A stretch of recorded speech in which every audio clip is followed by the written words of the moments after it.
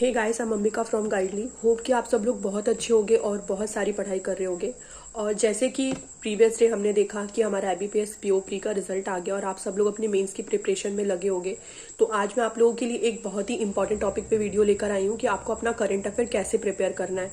और मैं आप लोगों को बहुत ही बेस्ट सोर्स बताने वाली हूँ और साथ ही साथ में मैं आप लोगों को ये भी बताने वाली हूँ कि इंपॉर्टेंट टॉपिक्स क्या हो सकते हैं जिनको आपको प्रिपेयर करना है और आप उसे कैसे कर सकते हो। तो मैं उसका सोर्स भी आप लोगों को बताने वाली हूँ।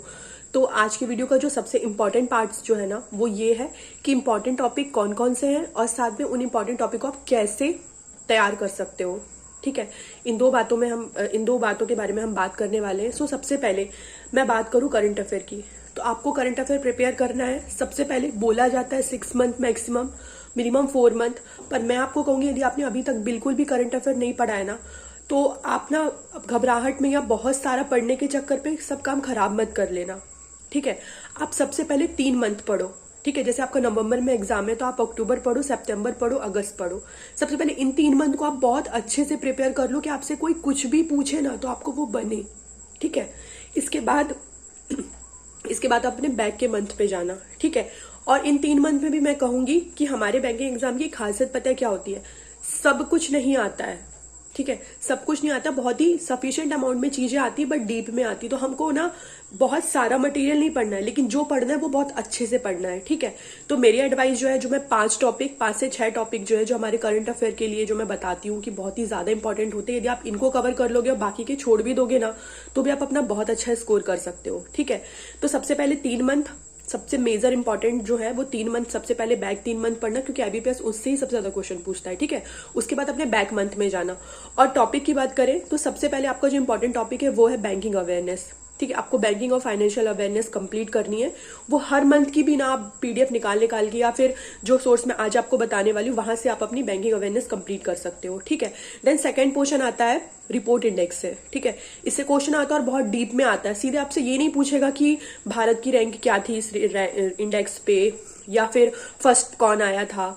पूरा आपको डीप में पढ़ना पड़ेगा कि रिपोर्ट आई है तो किसने लॉन्च की है रिपोर्ट को। ठीक है, उस रिपोर्ट का नाम क्या है, फिर उसके बाद उसमें मेंबर कंट्रीज कितने हैं, फिर भारत की रैंक, फिर भारत के नेबर कंट्रीज के बारे में भी पूछ सकता है उसमें कि कितने भारत के ऊपर कितने भारत के नीचे। ठीक है ना, और जो 5 जो जिन्होंने टॉप किया हुआ है और जो लास्ट में है। ठीक है, तो ऐसे करके आपको पूरा उसका डीप में पढ़ना पड़ेगा। और जिस ऑर्गेनाइजेशन ने वो रिपोर्ट दी है उस ऑर्गेनाइजेशन का थोड़ा सा स्टैटिक पोर्शन देखना है आपको, जिसको हम स्टैटिक न्यूज कहते हैं, जो कि आप सोचते हो कि आपको अलग से पढ़नी, बट वो अलग से नहीं पढ़नी, वो आपको अपने करंट अफेयर से ही पढ़नी है। ठीक है, फिर नेक्स्ट जो तीसरा पोर्शन है वो है आपका अपॉइंटमेंट से है। ठीक है ना, अपॉइंटमेंट यदि कोई बहुत ही इंपॉर्टेंट अपॉइंटमेंट है जो हमारे बैंकिंग सेक्टर में या फिर किसी गवर्नमेंट सेक्टर पे, तो आपको उनका प्रीवियस ऑर्गेनाइजेशन भी याद करना पड़ेगा और साथ ही साथ उन्होंने किसी को रिप्लेस किया तो आपको वो पढ़ना पड़ेगा। ठीक है, इसके बाद आते हैं स्कीम से क्वेश्चन।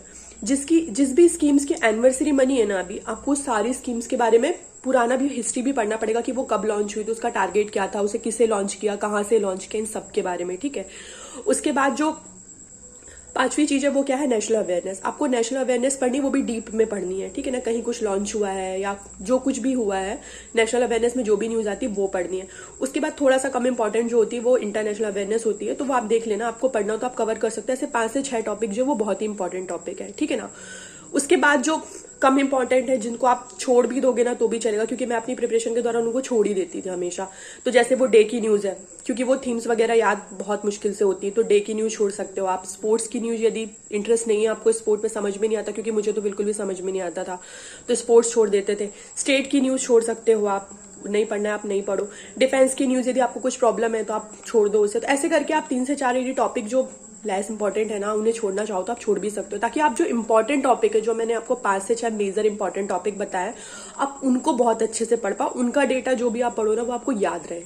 ठीक है, तो ऐसे करके मैंने आपको 5 से 6 इंपॉर्टेंट टॉपिक बताए जिनकी आपको PDF से या जहां से भी आप पढ़ोगे और जो मैं सोर्स बताने वाली वहां से आप पढ़ोगे तो उन टॉपिक्स को सबसे पहले अच्छे से कवर कीजिएगा। ठीक है, अब आते हैं बेस्ट सोर्स की। तो बेस्ट सोर्स है गाइडली ने अभी अपने स्मार्ट क्विज लॉन्च किया हुआ है इस साल के एग्जाम्स के लिए। ठीक है, स्मार्ट क्विज की खासियत क्या है कि आप वहां पे एनालिसिस कर सकते हो ठीक है। और साथ ही साथ में एनालिसिस कर सकते हो कि आप किस किस टॉपिक पे वीक हो। जैसे मैंने आपको इंपॉर्टेंट टॉपिक बताया, अभी आप एनालिसिस में देख सकते हो ना कि बैंकिंग अवेयरनेस के टॉपिक पे आप कितने स्ट्रांग हो। यदि 9 क्वेश्चन आए तो उसमें से कितने क्वेश्चन आपने किए हैं, वीक है, स्ट्रांग है, क्या है। और साथ में जो उसकी बेस्ट थिंग है ना, जब मैं आपको ओपन करके स्क्रीन में दिखाऊंगी, उसकी बेस्ट थिंग जब आप एनालिसिस करते हो ना, तो हर एक टॉपिक की पॉसिबिलिटी ऑफ क्वेश्चन हो है उसमें, ठीक है ना, कि पॉसिबिलिटीज ऑफ क्वेश्चन क्या क्या हो सकते हैं उस टॉपिक के। वो सबसे बेहतरीन चीज जो उसमें दी हुई है। तो अब मैं आपको स्क्रीन पे लेके चलूंगी और बताऊंगी कि आप स्मार्ट क्विज कैसे दे सकते हो। आपको टेस्ट फॉर्मेट में देना है, ठीक है। जैसे ही आप उसका टेस्ट वगैरह दे दो, जितना बनता है आप उसे करना, जो नहीं बनता है छोड़ देना। उसके बाद वहां पे उसका सॉल्यूशन दिया हुआ, आप सॉल्यूशन देखोगे तो वहां पे स्पेशली ना आपको अपने नोट्स मेंटेन करने की जरूरत नहीं है। यदि आपको लगता है कि लिखने में टाइम खराब होता है, सच में होता है ये वैसे तो आप क्या कर सकते हो, वहां पे आपको हाईलाइट पॉइंट्स दिए हुए हैं, ठीक है ना। तो आप उस हाईलाइट पॉइंट्स को पढ़ के अपने मतलब चीजों को याद कर सकते हो, ठीक है ना। और साथ में पॉसिबिलिटी ऑफ क्वेश्चन के बारे में मैंने आपको बता दिया। तो अब मैं आपको स्क्रीन में ले चलती हूँ तो आप देख पाओ कि आपको स्मार्ट क्विज कैसे मिलेगी, आप कैसे उसे यूज कर सकते हो, और जो जो फीचर्स मैंने आपको बताया ना कि वो कहाँ कहाँ आपको मिलने वाले, ताकि आप अपने आप को बहुत अच्छे से टेस्ट कर सकते हो अपना कि आप कितना अच्छा परफॉर्म कर रहे हो, ठीक है ना। तो आप उस पर्टिकुलर क्विज से भी पढ़ के जाओगे ना, आपके हर मंथ के 800 से 900 क्वेश्चन कवर होंगे उस क्विज से, ठीक है ना। और 800-900 क्वेश्चन किसी भी मंथ के लिए ना बहुत ही सफिशियंट होते हैं, क्योंकि डीप में क्वेश्चन पूछने के लिए इतने सफिशियंट है। 800-900 क्वेश्चन की न्यूज हो पाती है मंथ की, जो डीप में होते हैं, ठीक है। तो अब हम स्क्रीन में चलते हैं और देखते हैं कि क्या क्या है आपके स्मार्ट क्विज में, आप कैसे उसे यूज कर सकते हो। तो अब मैं आप लोगों को स्क्रीन पर लेकर आई हूँ, जिसमें मैं आप लोगों को बताने वाली हूँ कि आप लोग का जो स्मार्ट क्विज है, जिसको मैंने डिटेल में आपको बताया, वो आपको कहाँ पे मिलेगी और आप कैसे उसे यूज कर सकते हो, ठीक है। तो सबसे पहले हम हमारे गाइडली के होम पेज को खोलेंगे और हम यहाँ पे जाएंगे अपने स्टडी मटेरियल पे। स्टडी मटेरियल पे यहाँ पे है स्मार्ट क्विज, ठीक है। ये देखिए अक्टूबर मंथ की स्मार्ट क्विज है ये, ठीक है। देन आपको लाइन से यहाँ पे सितंबर, अगस्त, जुलाई, जून, जैसे कि आप अभी IBPS PO में जाने वाले हो, तो आपको जैसे मैंने बताया कि मिनिमम 4 मंथ का और मैक्सिमम 6 मंथ का करंट अफेयर पढ़ के जाना चाहिए। और जिसमें से 3 मंथ, जो बैक के 3 मंथ होते हैं, वो सबसे ज्यादा इंपॉर्टेंट होते हैं, क्योंकि 70% पेपर उसी से ही बनता है, उन्हीं मंथ से, ठीक है ना। जैसे हम अक्टूबर मंथ की बात करें, अक्टूबर मंथ में यहाँ पे हमें अभी फर्स्ट वीक की और फर्स्ट वीक की 4 मिल चुके हैं टेस्ट, ठीक है ना। अभी बाकी के जो वीक्स बचे हुए हैं उनका भी इसमें अपडेट हो जाएगा। तो जैसे सितंबर की बात करें यदि हम, तो सितंबर में देखिए सितंबर का मंथ पूरा कंप्लीट हो चुका है। तो देखो ये फर्स्ट वीक आप लोगों को है ये, ठीक है। इसमें 4 क्विजेस हैं, ठीक है। उसके बाद यहाँ पे इसका सेकेंड वीक, यहाँ पे ये थर्ड वीक, देन यहाँ पे फोर्थ वीक। ऐसे करके आप लोगों को हर एक मंथ की 4 वीक होते हैं, 4 वीक की पर वीक 4 क्विजेस मिलती है, ठीक है। और हर क्विज में 50 क्वेश्चन होते हैं। तो आप अपने क्वेश्चन, अमाउंट ऑफ क्वेश्चन आप यहाँ से कैलकुलेट कर सकते हो कि आपको सफिशिएंट अमाउंट के क्वेश्चन यहाँ पे मिल जाते हैं, ठीक है ना। अब हम बात करते हैं कि हम इसे यूज कैसे करेंगे। तो सबसे पहले आप जस्ट नॉर्मली अपने टेस्ट को ओपन करना। ये आपने अपना ओपन किया test, I am ready to begin. यहाँ पे आप अपनी लैंग्वेज भी सिलेक्ट कर सकते हो, हिंदी इंग्लिश जैसा भी आपको करना हो, ठीक है। ये हो गया। अभी आपका टेस्ट स्टार्ट हो गया। यहाँ से आप टेस्ट देना, जैसा भी आपसे जो जो बनता है आप टिक करना, ठीक है। देन उसके बाद आप सबमिट कर दोगे।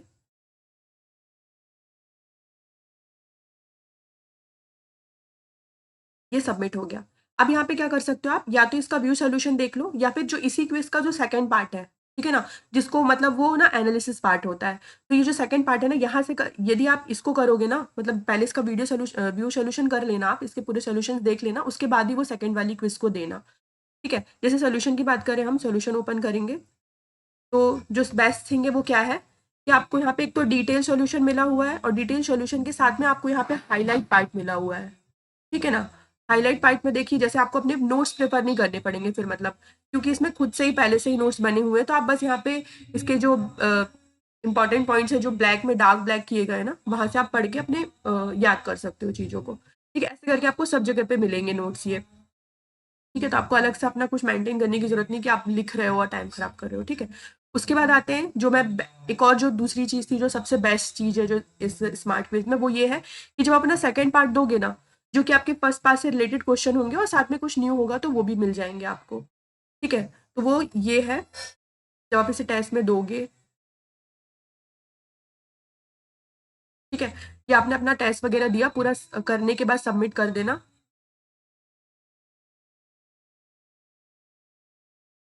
सबमिट करने के बाद देखिए आपको यहाँ पे एक व्यू सोल्यूशन दिख रहा होगा, व्यू सोल्यूशन दिख रहा होगा और उसके नीचे है स्मार्ट एनालिसिस, ठीक है ना। ये सबसे बेस्ट थिंग है क्योंकि आपको यहाँ पे ना आप अपना स्मार्ट एनालिसिस कर सकते हो कि कौन कौन से टॉपिक है जिसमें आपने कितना स्कोर किया और वो कैसे हैं, आपके वीक है, स्ट्रॉन्ग है, कैसे हैं, ठीक है। तो यहाँ से आप अपने टॉपिक देख सकते हो।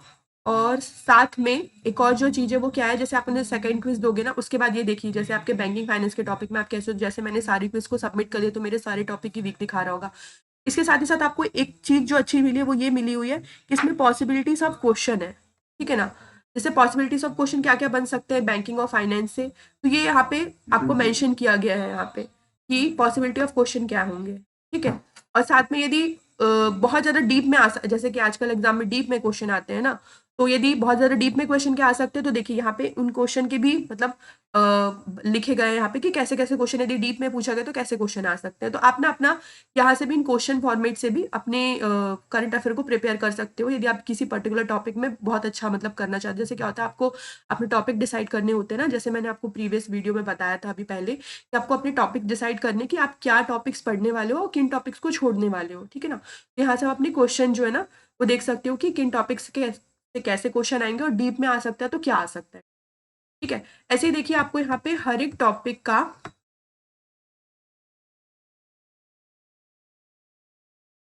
के आप लोगों को यहाँ पे ना पॉसिबिलिटीज ऑफ क्वेश्चन दिए हुए हैं, ठीक है। जैसे बैंकिंग फाइनेंस के हो गए, नेशनल न्यूज़ के कौन कौन से क्वेश्चन इंपॉर्टेंट हो सकते हैं जो आ सकते हैं और डीप में क्वेश्चन कैसे आ सकते हैं, ठीक है ना।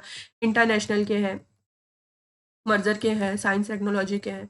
तो ऐसे करके आप अपनी पूरा का पूरा जितना भी आपने क्विज दिए ना उसका एनालिसिस कर सकते हो कि किस जगह पे आप वीक हो, किस जगह पे स्ट्रांग हो। और साथ ही साथ में यदि उस टॉपिक से आप क्वेश्चन चाहते हो कि कैसे क्वेश्चन बनते हैं तो वो आप यहाँ पे उसका फॉर्मेट देख सकते हो कि कहाँ कहाँ से क्वेश्चन पूछे जा सकते हैं, ठीक है। तो ये टोटल पूरा आपका स्मार्ट क्विज का मैंने आपको बताया कि आप कैसे इसे दे सकते हो, कैसे इसका यूटिलाइज कर सकते हो अपने एग्जाम के लिए।